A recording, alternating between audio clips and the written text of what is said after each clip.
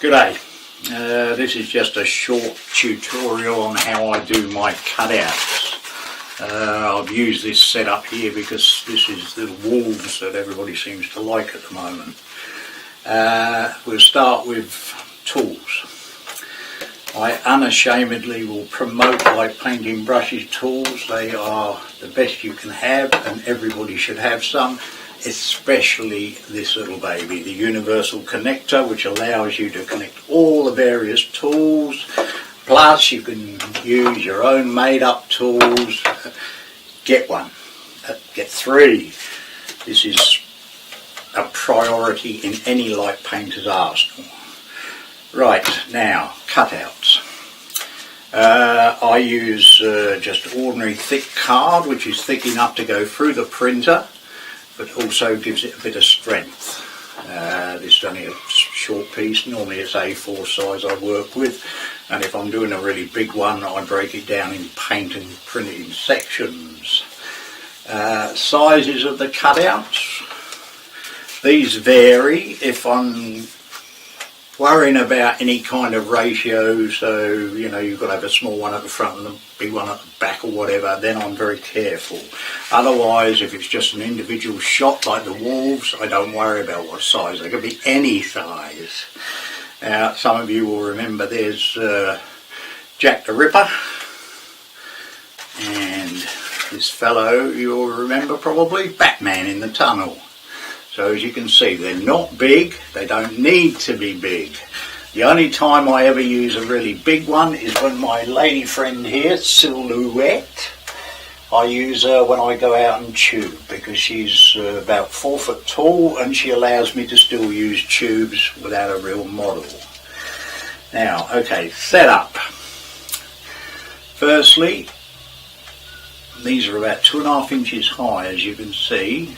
They're cutouts, and all I've done on the back, I don't know if you can see that, is I've got coloured cellophane paper red there for their eyes.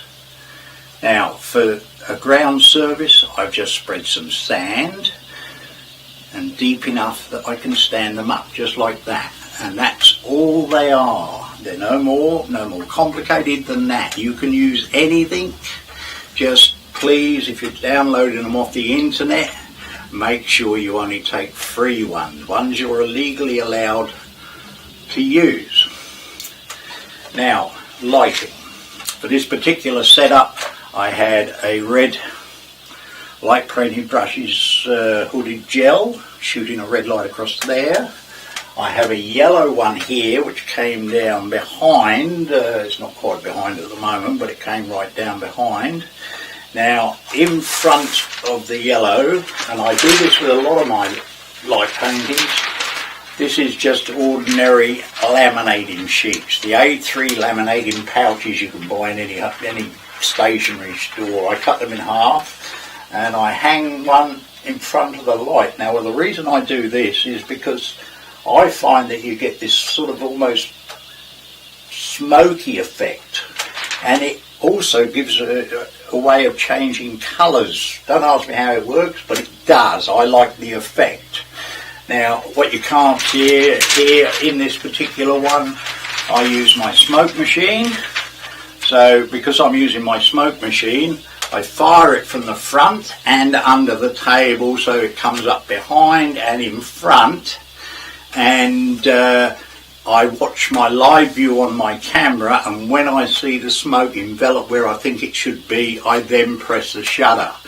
Now generally I work on around about F8 with 1 second. Sometimes I'll go up to F11, depending. If I want limited light I might go more, but this is the sort of thing you'll have to find out for yourself. But it really is a simple thing to do. It's just a matter of using your imagination and working with what you have. Now, one of these babies is essential. I personally use the Yongnuo RF, what have we got here, 43N remote, and this allows me to be anywhere, especially if I want to fire another colour, an instant flash onto something. You can do it without it, but I would suggest you have a decent remote. And the rest is just imagination. And you can see how simple the walls were. 4 pieces of card, cut out, stuck in some sand. Experiment with the lighting. I can take as many as 100 shots when I'm doing these things to get them right until I find one that I'm happy with.